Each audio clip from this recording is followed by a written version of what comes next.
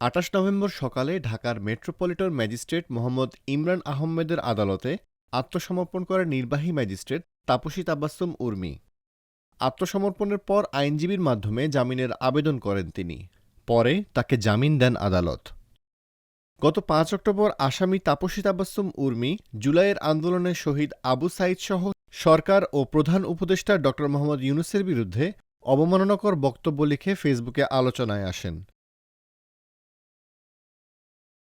এই স্ট্যাটাস দেওয়ায় উর্মির বিরুদ্ধে মানহানির অভিযোগ এনে ৮ অক্টোবর ঢাকার মেট্রোপলিটন ম্যাজিস্ট্রেট আদালতে মামলা করা হয়।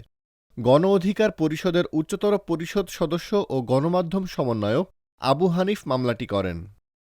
সেদিন বাদীর জবানবন্দির রেকর্ড শেষে আদালত আসামিকে ২৮ নভেম্বরের মধ্যে উর্মিকে আদালতে হাজির হতে সমন জারি করেন।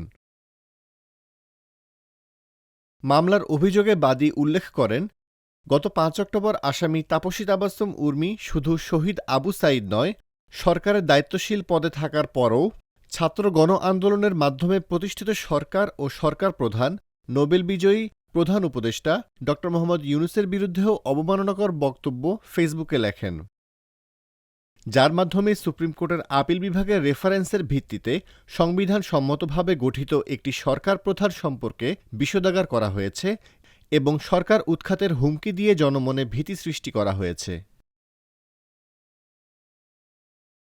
তবে মামলার আগেই উর্মিকে প্রথমে ওএসডি করা হয়। বদলির পর ৭ অক্টোবর তাকে বরখাস্ত করেছে জনপ্রশাসন মন্ত্রণালয়। পরে ১৪ অক্টোবর সদ্য সাময়িক বরখাস্ত হওয়া নির্বাহী ম্যাজিস্ট্রেট তাপসী তাবাসসুম উর্মিকে দেশ ত্যাগে নিষেধাজ্ঞা দিতে ব্যবস্থা নেওয়ার জন্য নির্দেশনা দেয় জনপ্রশাসন মন্ত্রণালয়। পরে স্ট্যাটাসের বিষয়ে জানতে চাইলে গণমাধ্যমকে উর্মি বলেন, আমি পোস্ট দিয়েছি, এটাই তো যথেষ্ট, অনলি মি করেছি, বদলি বিভিন্ন কারণে হতে পারে, এ বিষয়ে আমি কোনো মন্তব্য করতে চাই না। তাপসী উর্মি নেত্রকোনা জেলার পূর্বধলা সদর ইউনিয়নের নসিবপুর গ্রামের বাসিন্দা। শাহজালাল বিজ্ঞান ও প্রযুক্তি বিশ্ববিদ্যালয় থেকে কম্পিউটার সায়েন্স অ্যান্ড ইঞ্জিনিয়ারিং বিষয়ে পড়াশোনা করেছেন। তিনি ২০২২ সালে সরকারি চাকরিতে যোগ দেন।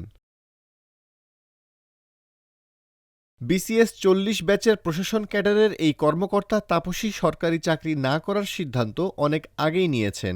তিনি দেশের বাইরে ক্যারিয়ার গড়তে চান। গত ১ সেপ্টেম্বর তাকে পাসপোর্ট গ্রহণের জন্য এনওসি দেওয়া হয়। তিনি পাসপোর্টের আবেদন আরও আগে করেছিলেন।